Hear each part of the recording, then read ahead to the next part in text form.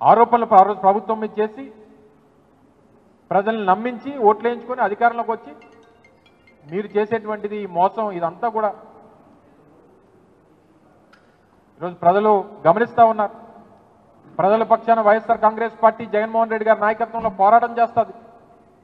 మీరు ఇచ్చినటువంటి ఎన్నికల హామీలు నిలబెట్టుకునేంత వరకు కూడా మీ మీద ఒత్తిడి తీసుకొచ్చేటువంటి కార్యక్రమం చేస్తాం.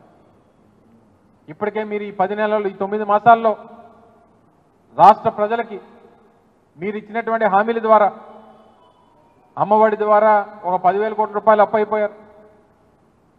నిరుద్యోగ భృతి ద్వారా ఒక 6,000 కోట్ల రూపాయలు మీరు ఈ రాష్ట్రంలో నిరుద్యోగులకి చెల్లించాల్సినటువంటి అవసరం ఉంది. అన్నదాత సుఖీభవ ద్వారా ఒక 10,000 కోట్ల రూపాయలు. ఇక 18 సంవత్సరాల నుంచి 59 సంవత్సరాలు నిన్నటువంటి మహిళలకి 1,500 రూపాయలు చెప్పని నెలకిస్తామని చెప్పారు. నాకు తెలిసి ఈ రాష్ట్రంలో 18 సంవత్సరాలు నిన్నటువంటి మహిళలు దాదాపు 2 కోట్ల మంది ఉన్నారు.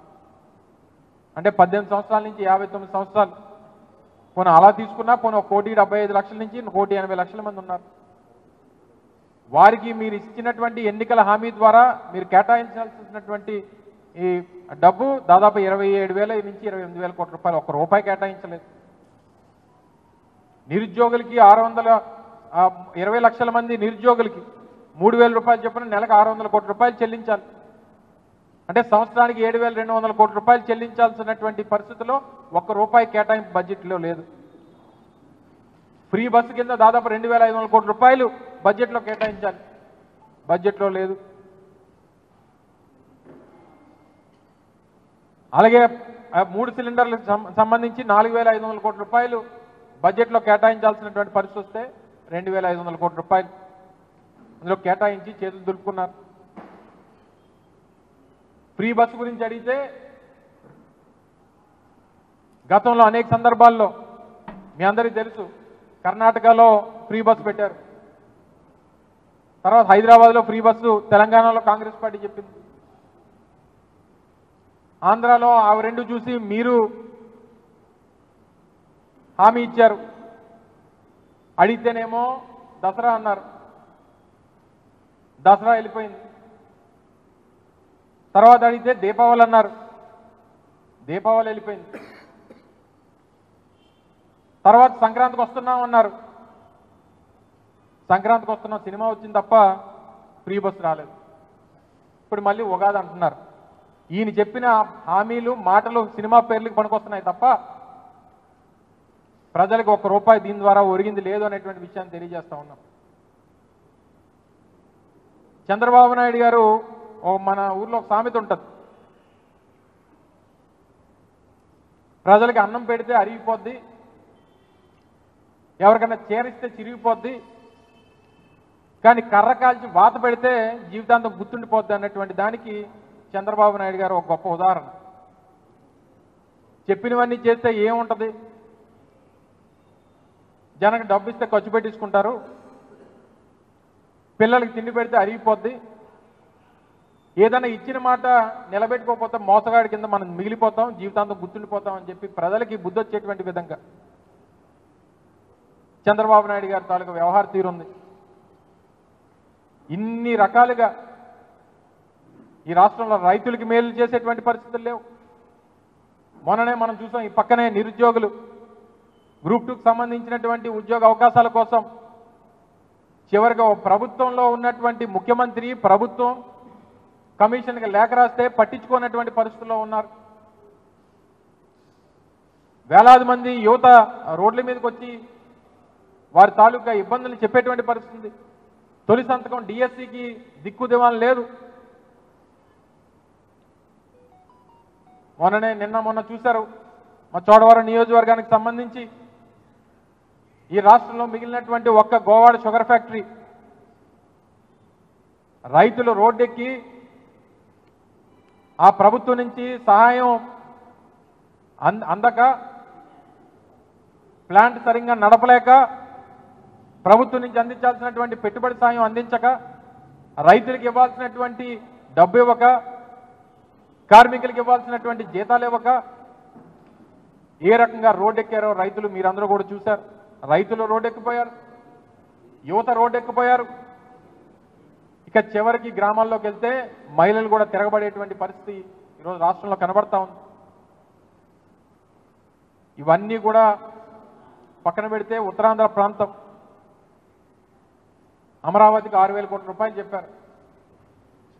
మరి వెనుకబడినటువంటి ఉత్తరాంధ్ర పరిస్థితి ఏంటి? వెనుకబడినటువంటి రాయలసీమ పరిస్థితి ఏంటి?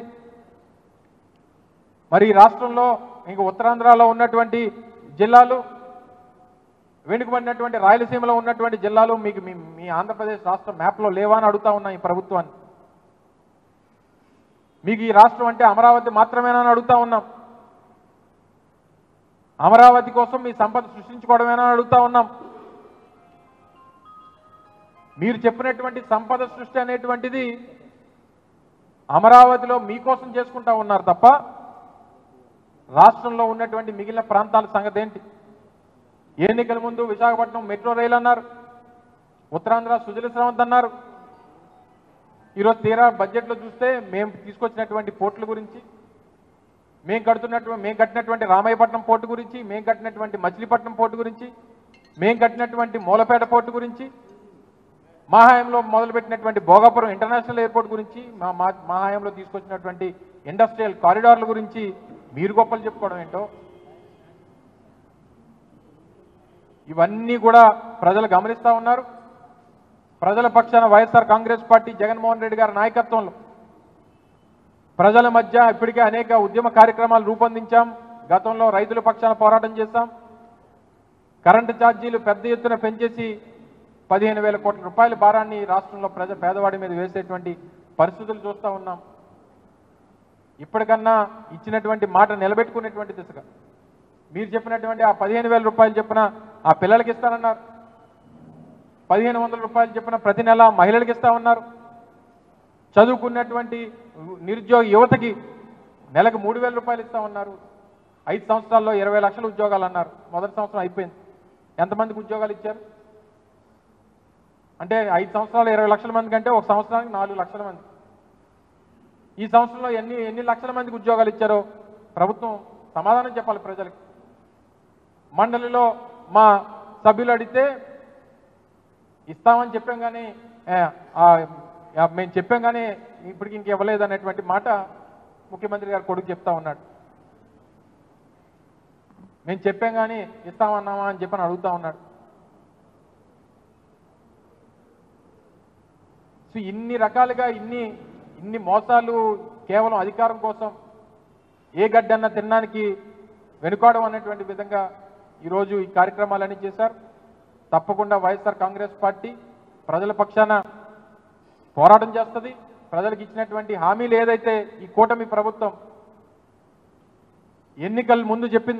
ఎన్నికల్లో చెప్పిందో అధికారంలోకి రావడానికి చెప్పిందో వాటన్నిటి కూడా నిలబెట్టుకునేటువంటి విధంగా వారి మీద ఒత్తిడి తీసుకొచ్చేటువంటి కార్యక్రమం కూడా వైఎస్ఆర్ కాంగ్రెస్ పార్టీ చేస్తుంది అనేటువంటి విషయాన్ని తెలియజేసుకుంటూ ఎన్నికల ముందు ఒక నినాదం తీసుకొచ్చారు. Hello AP, bye bye YCP అన్నారు. ఇప్పుడు ఏం చేశారు? హలో ఏపీ కూటమి పెట్టింది టోపీ. ఇది మరి ఎవరు చెప్తారో ఎవరితో చెప్పించుకుంటారో ప్రజలు అనుకున్నటువంటి మాట ఇది. ఆ రోజు జగన్మోహన్ రెడ్డి గారిని ఇస్తున్నటువంటి పథకాలని అన్నిటినీ కూడా విమర్శించి అంతకంటే ఎక్కువ ఇస్తామని చెప్పి 3 ఇస్తామని చెప్పి మోసం చేసి ఇప్పుడు హలో ఏపీ కూటమి పెట్టింది మనకు టోపీ అనుకునేటువంటి విధంగా ఈరోజు ప్రజలు అనుకునేటువంటి పరిస్థితి తీసుకొచ్చింది ఈ ప్రభుత్వం అనేటువంటి విషయాన్ని మరొకసారి ఈ సందర్భంగా తెలియజేసుకుంటూ ప్రజలందరికీ కూడా జరుగుతున్నటువంటి మోసాన్ని చేస్తున్నటువంటి ఈ వంచనని గుర్తించాల్సిందిగా మీ ద్వారా ప్రజలందరినీ కూడా కోరుతా ఉన్నాం.